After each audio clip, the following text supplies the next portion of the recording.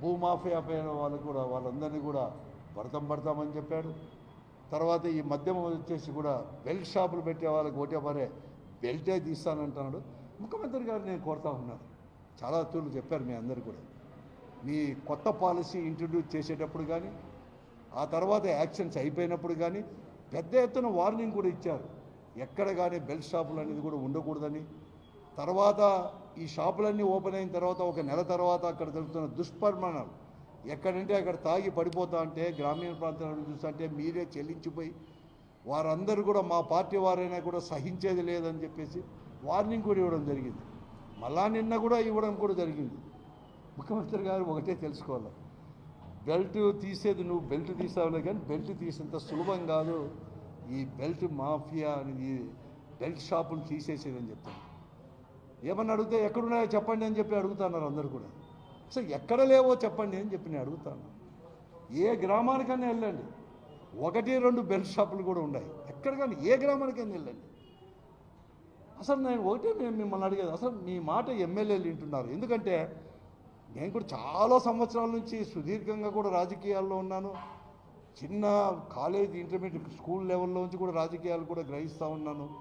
ఎప్పుడు కానీ ఇంత పెద్ద ఎత్తున ప్రజాప్రతినిధులు అందరూ ఎక్సెప్షనే లేదు, ప్రతి ఒక్కరు కూడా అసలు పరోక్షంగా కూడా కాదు ప్రత్యక్షంగా ఈ మద్యం యొక్క వ్యాపారంలో కూడా తలదూర్చారు. వాళ్ళకే సంబంధాలు ఉన్నాయి, వాళ్ళ ఆధ్వర్యంలోనే జరుగుతుంటాయి.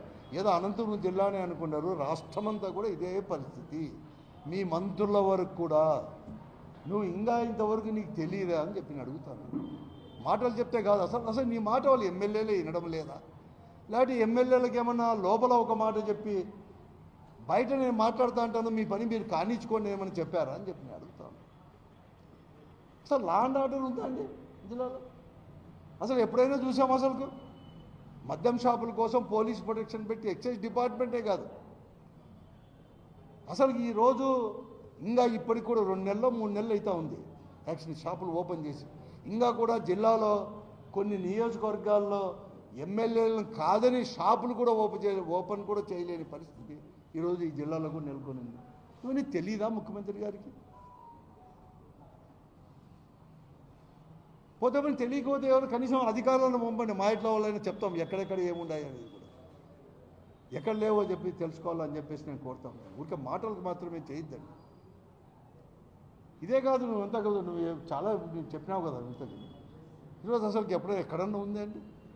అసలు బూడిద కోసం నువ్వు 2 జిల్లాల పోలీసుల్ని ఎస్పీలని ఆర్టీపీసీ దిక్కు జిల్లా బార్డర్లో నేను మా వాళ్ళు మా బ్రదర్లో యొక్క బ్రదర్ చనిపోయితే మన పొద్దుటూరుకు పోతా అంటే కారు చుట్టుకున్నారు ఆడ. మాకు తెలుసు పొద్దుటూరు పోతాడు, దారిలో పోతాడు. ఏమైనా అడిగితే ఏం పట్టుకున్నాయన, నేను ఎమ్మెల్యే కాదు ఏం కాదు, ఎందుకు మాకేం లేదు కారు అంటే, అందుకే సార్ మీరేం పెట్టుకున్నాను, నేను దీనికి ఏమైనా వస్తాను, అయ్యో మాకేం సంబంధం లేదని చనిపోయితే పోతాను లేదు అంటే పోలీసు వాళ్ళనే ఇంతవరకు పెట్టినారంటే ఎంత సిగ్గుచేటీడా? బూడిదలకు ఈసెక్కు ఉచిత ఇసుక అంటారు, ఎక్కడ జరుగుతుంది? ఇదేదో నేను చెప్పడం కాదు. ఒకవేళ మీకు ఏం కావాలంటే అధికారులు పంపించిన ముఖ్యమంత్రి గారికి లిస్టుతో సహా ఇవ్వడానికి కూడా మేము సిద్ధము.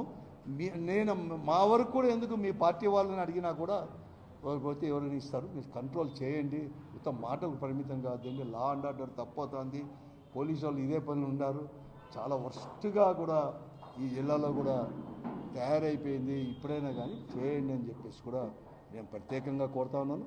అలాగే ఈరోజు మీ సూపర్ 6 హామీలన్నీ కూడా అమలుపరచండి.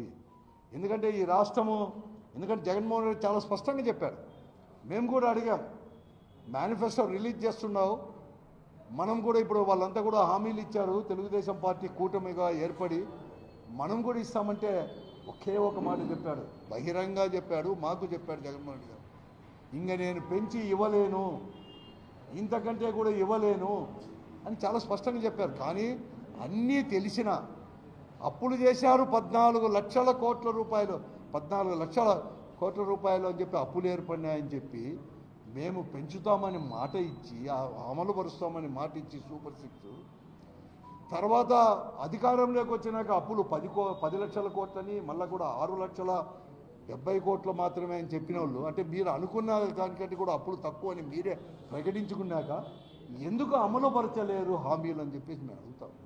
అమలుపరచండి.